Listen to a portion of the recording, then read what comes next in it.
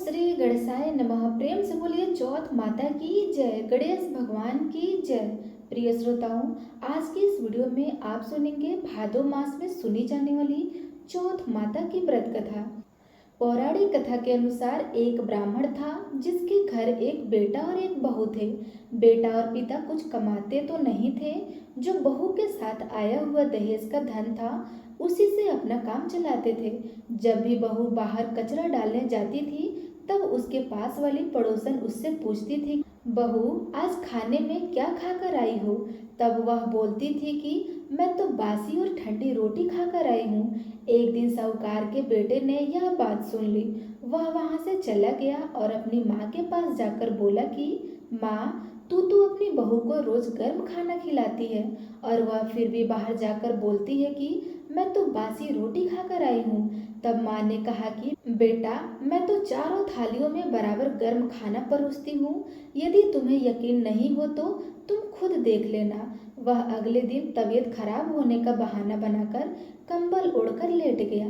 तब उसको यह देखकर आश्चर्य हुआ कि बहू ने तो गरम गरम खीर और खांड का भोजन किया है। और जब बहू बाहर गई तो वह उसने पीछे पीछे जाने लगा। तब पड़ोसन पूछने लगी, बहू आज तुम क्या खाकर आई हो? तब बहू कहती है, ठंडी बासी रोटी खाकर आई हूँ। उसका पति उससे पूछने लगा कि तू अभी अभी तो गरम गरम खाना खाकर आई है और पड़ोस में कह रही है कि मैं तो ठंडी बासी रोटी खाकर आई हूँ। तुम झूठ क्यों बोल रही हो? तब उसकी विद्वान पत्नी ने कहा कि यह ना तो तुम्हारे कमाए हुए पैसे की रोटी है और ना ही तुम्हारे पिताजी के कमाए हुए पैसे की रोटी है। यदि हम इसी तरह बैठे बैठे धन को खर्च करते रहें तो यह एक दिन कुएं के पानी की तरह समाप्त हो जाएगा। इसके बाद उसका पति कमाने के लिए परदेश चला गया। पीछे से उसकी पत्नी 12 महीने का चौथ माता का व्रत करती थी। उसको विदेश में रहते हुए 12 वर्ष व्यतीत हो गए। तब चौथ माता और विनायक महाराज जी ने सोचा कि इसको अब घर बुलाना चाहिए। चौथ माता लड़के के सपने में जाकर बोली कि तू अब घर चला जा, तेरी पत्नी को तेरी बहुत याद आ रही है। तब वह बोला कि मैं घर कैसे चला जाऊं, मेरे यहाँ इतना बड़ा कारोबार फैला हुआ है। तब चौथ माता ने कहा कि तुम सुबह एक दीपक जलाकर चौथ माता का नाम लेकर बैठ जाना। जिनके पैसे बकाया है वह पैसे दे जाएंगे और लेने वाले ले जाएंगे। लड़के ने वैसा ही किया और उसका सारा काम एक दिन में ही निपट गया। जब वह घर जा रहा था तो उसे रास्ते में एक सांप दिखाई दिया जो आग के पास जा रहा था। उसने सांप को आग से बचाने के लिए हटा दिया। ऐसा करने से नागराज क्रोधित हो उठे और कहे कि पापी, मैं तो इस नाग योनि से मुक्ति के लिए जा रहा था और तूने मुझे हटा दिया। अब मैं तुझे डस लूंगा। तब वह लड़का बोला कि मैं 12 वर्षों बाद अपने घर जा रहा हूँ, आप मुझे अवश्य ही डस लीजिएगा, किंतु आज मुझे अपने घर वाले से मिलने दीजिए।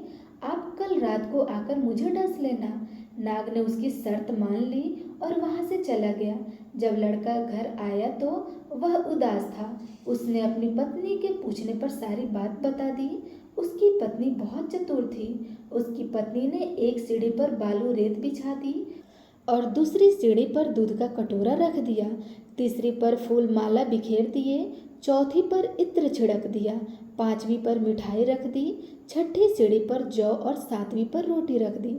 रात को जब सांप आया तो सबसे पहले ठंडी रेत में लौटकर आया, फिर दूसरी सीढ़ी पर दूध पीकर कहा, मैं एक ब्राह्मणी के बेटे को डसता तो नहीं, लेकिन वचन दिया हूँ इसलिए डसना पड़ेगा।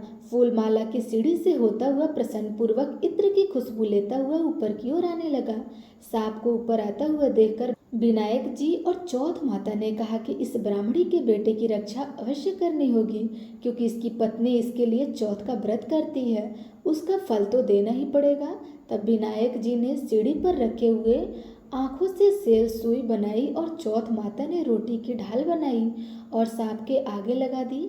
विनायक जी ने जौ के सेल बनाए थे, उसमें सांप की मौत हो गई। सुबह उस लड़के से मिलने गांव के लोग आने लगे, क्योंकि वह 12 वर्षों के बाद वापस घर लौटा था। लोगों ने उसे आवाज दी, लेकिन वह तो उदास बैठा था, इसलिए बोला नहीं। जब उन्होंने देखा कि सीढ़ियों पर तो खून पड़ा हुआ है तो वे चिल्लाने रोने चीखने लगे, हे ब्राह्मण, आज तो तेरा बेटा मर गया। यह सब देखकर ब्राह्मणी भी जोर जोर से रोने लगी।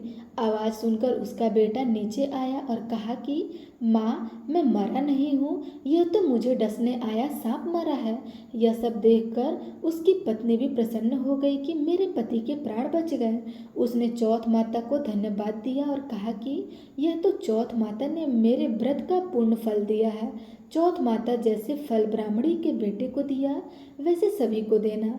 कहानी कहने वाले, सुनने वाले और हुंकार भरने वाले पूरे परिवार को देना। तो प्रेम से बोलिए चौथ माता की जय, गणेश भगवान की जय।